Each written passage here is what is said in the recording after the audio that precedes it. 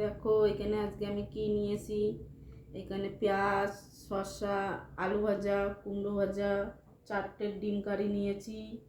আর এখানে সজনার ডাঁটা দিয়ে ডাল, আর এখানে ভাত। তো দেখি খেয়ে কিরকম হয়েছে।